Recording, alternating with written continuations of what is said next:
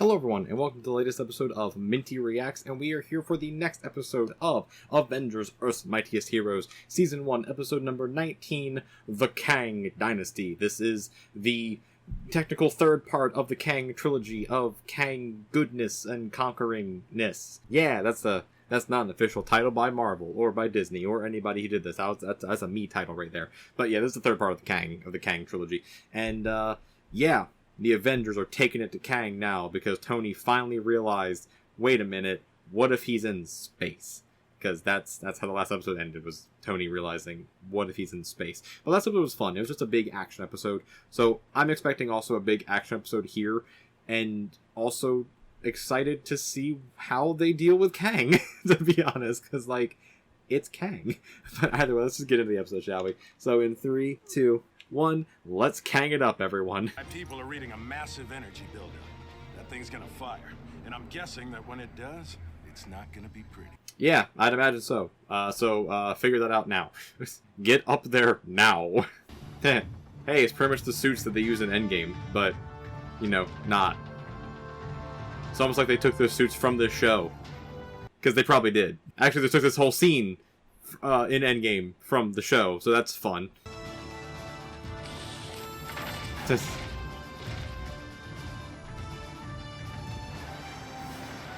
like how Hulk has special pants for space. Special space pants. And of course they're tracking the Avengers, because why would they not be? Kang, the target is locked. Fire. Oh, they're blowing up Avengers Mansion. Oh, shit. They're gonna blow up Avengers Mansion. Well, hey, it's a good thing they're about to get out of there. I don't think Kang cares about collateral damage, Pym. Well, then you better stop it. No matter who pays the price. You better stop the blast. Thor, what the hell are you doing? Oh, Thor can just fly faster than the jet. That makes sense. Thor, can you stop this? He somehow did. What the hell? He sent that thing back at him. What the hell? I mean, he's out of the fight now. Good job, Thor. Thor. Goldilocks is tough.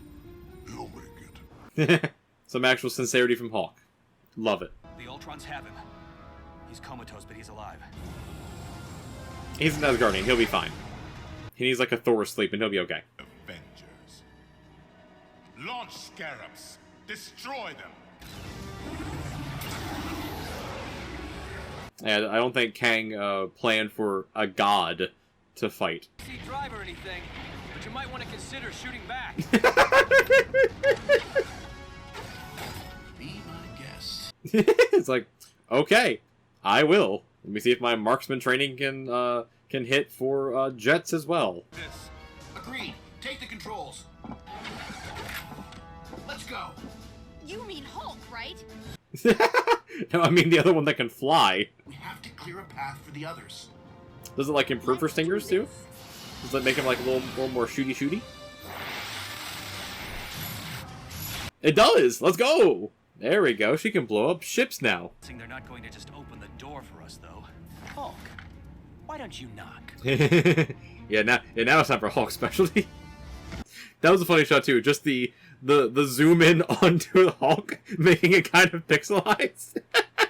That was really funny.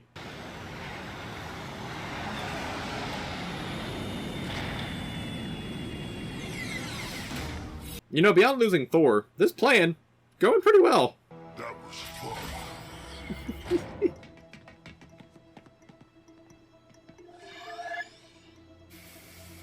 You know, this plan is actually going pretty well, all things considered. This is going pretty well. Kang the Conqueror welcomes you to Daki's base. Where the hell are you guys? It will be your doom. Kang's got some super soldiers? I mean, I guess he would, but I've never seen those guys before in my life. Oh, well, down to one Ultron. This behavior is unacceptable. Alright, and you now have no Ultrons. So, don't know why they did bring more. I mean, these are pretty strong, but, like, feel like they could be taken... Oh, okay, that's just cheating. Phasing out of existence is just cheating.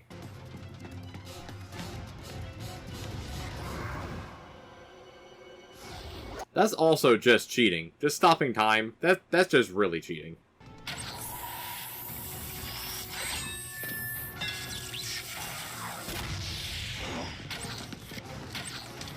Yeah, how are they gonna beat these guys? Because, like, they seem a little overpowered with future tech. Actually, I was trying to do this. Nice. Flashbang. Let's go.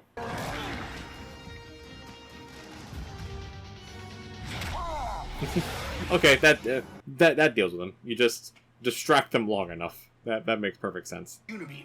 Or we could pretend to be Girl Scouts. Everyone opens the door for Girl Scouts. I don't know. I think that's a good plan. That's a really good plan. Great. On top of everything else, I have to deal with Wasp going nuts. See? Girl Scouts. It works. That's just it works. You got in. The Armada ship station in what was known as Wakanda. Their time drives have been destroyed. All ship station there are gone. Wakanda's safe. The war is over. Okay, but how do we find it? Ultron 5. Scan for tachyon particles. The other drives were... Always tachyons. It's always tachyons. Useful toy. Creepy looking, though. Yes, It's not a toy, and it's not creepy. it is. It's very creepy. Big and, quite frankly, too slow. I'm going to find Kang. She's not wrong.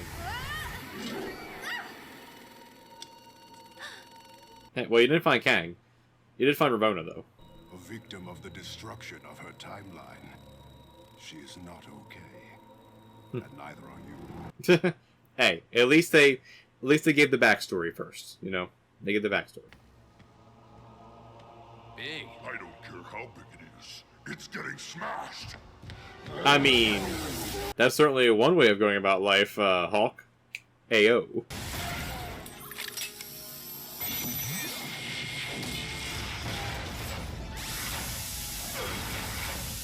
That's a lot of robots. That is honestly way too many robots for them to deal with all alone. Out!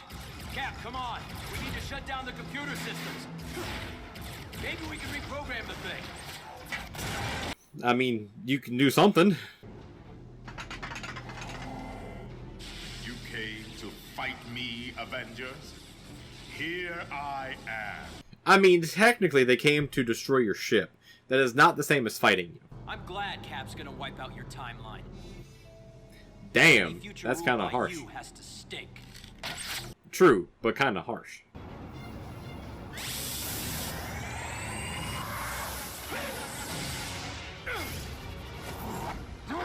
Oh, but yeah, Cap, that wasn't gonna work. Just throwing the shield at him, that wasn't gonna work at all. Captain America. You and your teammates have fought well, Stephen Rogers. They have fought extremely well. We could work together to make sure that happens. No. You are part of the problem, not the solution. Are you sure about that? You're not the first would-be conqueror I've fought. The man fought actual Nazis. Actual Nazis. I think Iron Man can. He's the futurist. It's over, Kang. Please. You are no... He did not catch him monologuing. He just went for it. I'm a quick study. Did he hack the tech already somehow? He somehow did, yeah. He somehow found the weakness of the tech. No, we're not going to destroy the time drive. We're going to use it. Okay. How are you doing that? Ultron's AI is based on the human mind. It can adapt to your systems faster than anything I've got. And I'm betting anything you've got. That's not good. You're literally creating Ultron. Alright, he blocked it though.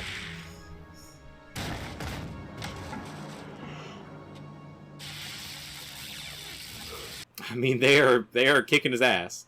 One way or another, they are kicking his ass. Oh, do it! Okay, but like, how are they gonna get off the ship though?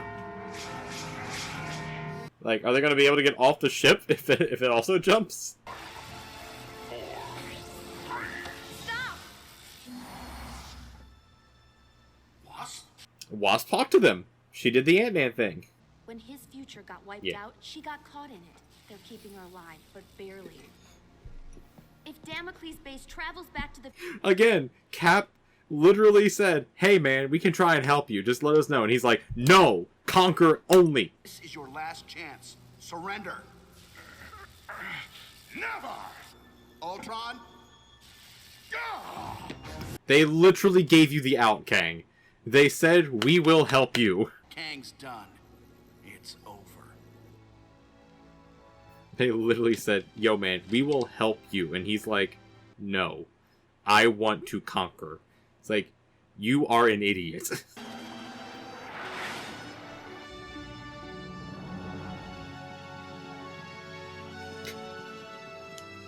Of course, then S.H.I.E.L.D. just co-ops the Damocles base, just makes that into Saber, I'm assuming. Because why not?